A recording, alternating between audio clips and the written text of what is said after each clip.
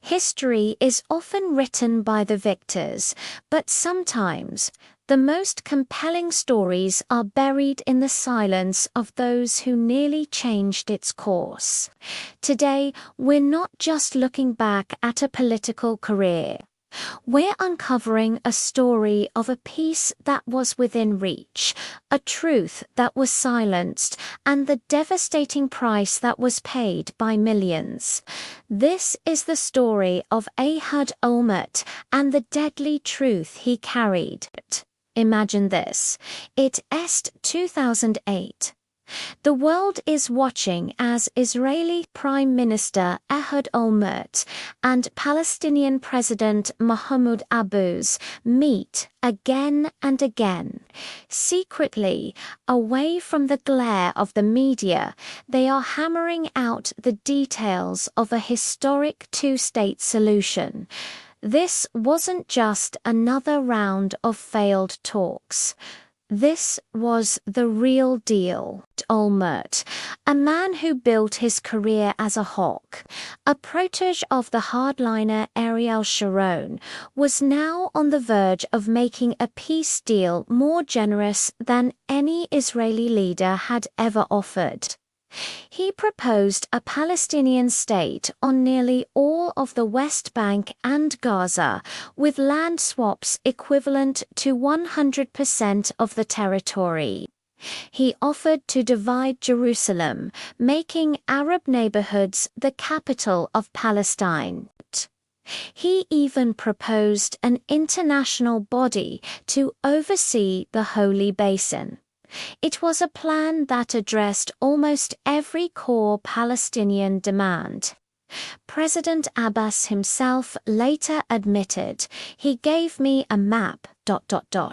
I did not reject it. I told him, I am not an expert on maps. I will take it to my experts." So, what happened? Why aren't we living in a world where this peace accord became a reality? The answer lies in a convergence of political scandal, a ticking clock, and a tragic failure of nerve. As Olmert was pushing for this final, historic handshake, a storm was brewing back home. Corruption allegations that had dogged him for years were reaching a boiling point. The police were closing in, and his political coalition was crumbling. He knew his time as Prime Minister was running out. He had mere weeks, maybe days, to seal the deal before his political authority evaporated completely. He pleaded with Abbas, "Take the map, sign it. We won't have another opportunity like this." But the Palestinian leadership hesitated. Perhaps they thought a better offer would come from Olmert's successor. Perhaps they doubted his ability to deliver, given his legal troubles. Or perhaps the offer was so revolutionary, so close to reality, that the final step was just too daunting. Abbas asked for time to consult his experts, time Olmert simply didn't have, and then silence. Olmert resigned in September 2008 to fight the charges against him.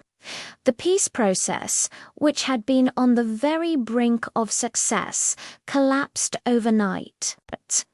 The map was put away. The deadly truth of how close they came was buried under the noise of new conflicts and political maneuvering.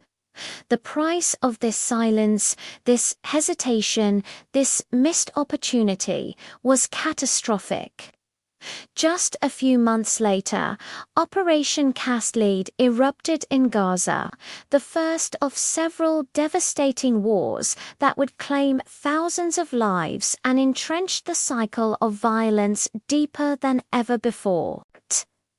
The hope that flickered so brightly in 2008 was extinguished, replaced by a decade and a half of escalating conflict, mistrust, and despair. Olmert would eventually be convicted on some of the corruption charges and serve time in prison, a fall from grace that cemented his legacy in the public mind as a disgraced politician, not a peacemaker. His own story became a cautionary tale, but looking back, we must ask, what was the greater crime? The corruption for which he was jailed, or the failure of the world to seize the peace he offered? He later wrote in his memoir, "Was it worth it to miss this opportunity for the sake of another few square kilometers of land that I was willing to concede anyway?" The answer is a resounding no. This wasn't just a political failure, it was a human tragedy on a massive scale. Think about the world we could be living in. A stable two-state solution could have transformed the Middle East. Billions of dollars spent on walls, weapons, and warfare could have been invested in schools, hospitals, and economies. Generations of children, both Israeli and Palestinian, could have grown up without the constant shadow of conflict. The deadly truth that Olmert revealed wasn't just a secret map. It was the revelation that peace is not an impossible dream. It's a choice, and in 2008, the wrong choice was made. The silence that followed the collapse of his talks with Abbas wasn't empty. It was filled with the sounds of future bombs, ambulance sirens, and weeping mothers. This story forces us to confront uncomfortable questions.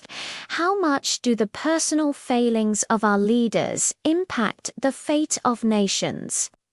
How do we prevent political scandals from derailing historic opportunities for peace?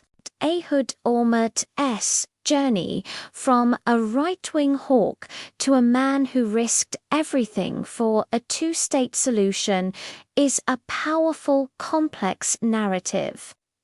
He was a flawed man, yes, but he was also a leader who at a critical moment saw a path to peace and was willing to walk it. He presented a plan so comprehensive that it left little room for rejection, yet it was rejected by inaction. The moment passed, and the window slammed shut. The price of that silence continues to be paid every single day in the Holy Land. It's paid in lost lives, shattered dreams, and a seemingly endless cycle of retribution. The tragedy of Olmert's offer is that it proves that a solution exists. The framework is there. It shows us that the conflict is not intractable. What is missing is leadership, courage, and the will to say yes when the moment arrives.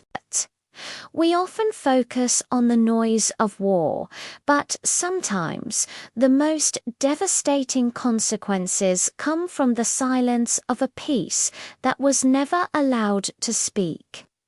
Olmert's story is a haunting reminder that the future is not pre-written, and opportunities for peace, once lost, may never come again. Thank you for joining me on this deep dive into a critical yet often overlooked moment in modern history. The lessons from 2008 are more relevant now than ever.